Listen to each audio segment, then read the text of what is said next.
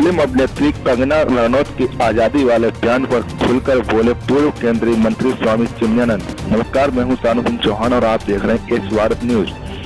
शाहजहांपुर में भाजपा के पूर्व केंद्रीय गृह राज्य मंत्री स्वामी चिन्मयानंद का बड़ा बयान सामने आया है। फिल्म अभिनेत्री कंगना रनौत की आजादी वाले बयान पर स्वामी चिन्मयानंद ने जताई सहमति।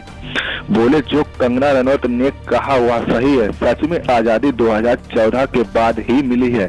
भगवान श्री राम को भी आजादी 2014 के बाद ही मिली है। कांग्रेस नेता सलमान खुर्शीद की किताब के बारे में पूछने पर उन्होंने कहा कि संत समाज ऐसे नेताओं पर थूकता है और ऐसी किताबों को बैन कर देना चाहिए। Bureau report, H Bharat news.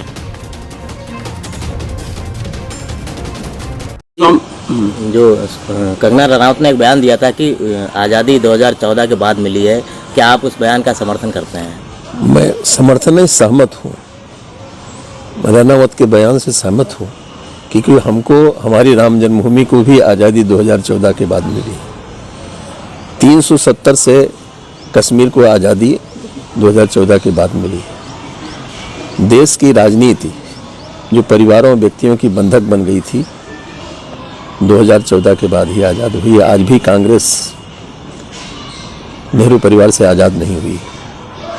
आज भी समाजवादी पार्टी मुलायम के परिवार से आज़ाद नहीं हुई। आज भी राष्ट्रीय जनता दल लालू से आज़ाद नहीं हुई। तो देश की राजनीति व्यक्तियों और परिवारों के कैद में थी।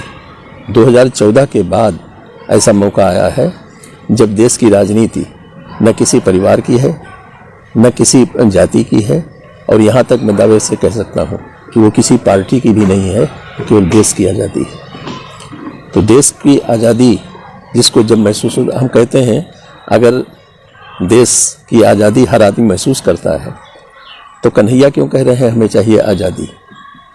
और वही कन्हैया जो आज कांग्रेस के एक तरह से कहिए कि मुख्य प्रवक्ता हो गए हैं, वो भी कहते हैं हमें आज़ादी चाहिए। तो कांग्रेस के लोग अगर ये कहते हैं 1947 में देश आज़ाद हुआ, तो कन्हैया क्यों कह रहे हैं कि आज़ादी हमें चाहिए? कौन सी आज़ादी चाहिए? तो रनौत ने कुछ गलत नहीं कहा है। आज़ादी का एक महत्वपूर्ण प्रश्न चारों ओर घूम रहा है और हमारी 1947 में व्यवस्था आज़ाद हुई है, लेकिन हमारी आस्था आज़ाद नहीं हुई। संविधान की में जो ये कहा गया कि सब धर्म संभाव, वो भी आज़ाद नहीं हुआ। संविधान में आज वर्ग विशेष के लिए अलग से कानून है, जाति विशेष के लिए कानून है, संप्रदाय विशेष के लिए कानून है, अलग कानून है। आज वैष्णो देवी मंदिर है सरकार के कब्जे में, काशी विश्वनाथ मंदिर है सरकार के कब्जे में, तिरुपति बालाजी है सरकार के कब्जे में, पद्मनाभ मंदिर है सरकार के कब्जे में। तो ये मंदिर तो आज़ाद नहीं हुई। लेकिन किसी मस्जिद को, कोई मस्जिद सरकार के कब्जे में हो, बता दीजिए पूरे हिंदुस्तान में कोई मस्जिद जहाँ से आतंकवादी संचालित करते हैं अपना गतिविधियाँ, वो मस्जिद भी आज़ाद है, उनके ऊपर कोई प्रतिबंध नहीं है। और दूसरी बात, हिंदुओं को आज सुनना पड़ रहा है कि वो बोको हरम है। तो ये सुनने के लिए देश की आज़ादी की जो बात करते हैं वो हिंदुओं को बोको हरम कहते हैं। हिंदू भी आज़ादी का सांस नहीं ले सकता हिंदुस्तान में। इसलिए रनौत अगर कहती है तो इस प्रश्न पर गंभीरता से विचार होना चाहिए। पुतले फूंकने की जगह पर बहस होनी चाहिए। क्या कहें, देश की मस्जिदों को सरकार को अपने कब्जे में लेना चाहिए? मैं ये नहीं कहता हूँ। मैं कहता हूँ हिंदुओं की धर्म स्थानों को आज़ाद किया जाना चाहिए, क्योंकि धर्म के मामले में हस्तक्षेप करने का अधिकार संविधान नहीं देता किसी को। तो क्यों कब्जे में है हमारी? सवाल एक ही देश में दो प्रकार की व्यवस्थाएं क्यों चल रही हैं? अच्छा, ऐसा कहें कि 2014 रहा है क्योंकि पूरी देश की खुशी मोदी के साथ जुड़ी हुई है। मोदी पूरे देश को खुश कर रहा है, इसलिए देश उसको भी खुश कर रहा है। मोदी को की चापलूस है, हम लोग चापलूस लोग नहीं हैं। हम लोग स्वतंत्र विचार के लोग हैं और हिम्मत करके बड़ी बात कहने का हक रखते हैं। मैं आपसे पूछता हूँ कि राम जन्मभूमि क्यों आज़ाद नहीं हुई? क्यों मुकदमे उलझा कर रखा गया? 2014 के पहले कोई मुलायम तो कहते थे वहाँ वो परिंदा भी पर नहीं मार सकता। मस्जिद के पक्ष वो मस्जिद थी जो गुलामी का प्रतीक था। गुलामी हमारी छाती पर मूंग दल रही थी अयोध्या में, और उसको हटाने की हिम्मत किसी की नहीं पड़ रही थी। उसकी हटाने की हिम्मत पड़ी 2014 के बाद योगी और मोदी को। तो आज़ादी नहीं कहेंगे और क्या कहेंगे? अच्छा, भगवान श्री राम को टाट से आज़ादी 2014 के बाद ही मिली है। टाट से आज़ादी नहीं, खंडहर से, बाबरी मस्जिद से, बावरी की जिद से आज़ादी मिली। मुलायम सिंह की बावरी से, कांग्रेस की बावरी से, मायावती की बावरी से आज़ादी अगर मिली तो 2014 के बाद मिली। अच्छा, जो कृषि कानून हैं हमारे स्वतंत्रता सेनानी है, उनका अपमान नहीं है सरकार? स्वतंत्रता सेनानियों का, स्वतंत्र सेनानी तो 1947 के पहले शहीद हुए, उन्होंने शहादत जो दी थी उनकी शहादत ये आज़ादी तो 1947 में नहीं, सुभाष चंद्र बोस ने पहले ही आज़ाद सरकार बना ली थी। आपको मालूम है नहीं मालूम है? आज़ाद सरकार तो उन्होंने पहले बना ली थी। ये 1947 की आज़ादी तो बाद में अंग्रेजों से मिली है। अंग्रेजों को पीछे देकर सुभाष चंद्र बोस ने पहले आज़ाद देश को घोषित कर दिया था। इसलिए स्वाधीनता सेनानियों का अपमान नहीं है। जो सम्मान स्वाधीनता सेनानियों को 2014 के बाद मिल रहा है उसके पहले भी नहीं मिला। आप बताइए, यहीं नवादा दरोबस्त जहाँ रोशन सिंह पैदा हुए थे, 2014 के पहले कोई पूछने गया वहाँ? कोई झांकने गया वहाँ? उस शहीद को 2 फूल चढ़ाने कोई गया? 2014 के बाद ही वहाँ उनके नाम पर government college, degree college, government inter college, government hospital, ये सब 2014 के बाद ही बना। 2014 के बाद नवादा दरोबस्त को इस देश की आज़ाद सरकार स्वाधीनता सेनानियों को सम्मान करने क्यों नहीं गई?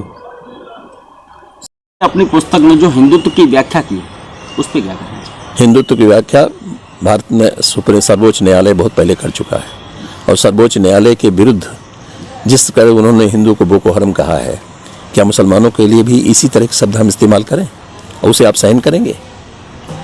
खुर्शीद आलम को क्या हक है कि वो इस्लाम के बारे में, वो हिंदू के बारे में बोले, वो अपने मजहब के बारे में बोले? क्या अधिकार है उनको? कौन सा अधिकार है कि हिंदुओं के बारे में कुछ लिखें?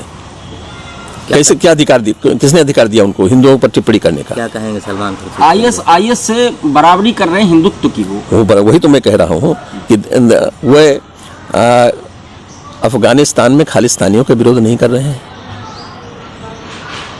पड़ोस में पाकिस्तान में कश्मीर के खिलाफ, भारत के खिलाफ जो आग उगला जा रहा है उसका विरोध नहीं कर रहे हैं। उनको हिंदुत्व में बोको हरम दिखाई पड़ रहा है, उनको हिंदुत्व में आईएसएस दिखाई पड़ रहा है। इसलिए दिखाई पड़ रहा है कि हिंदुओं में कोई ऐसा नहीं है जो फरमान जारी करे, फतवा जारी करे कि खुर्शीद का गला काट लिया जाए।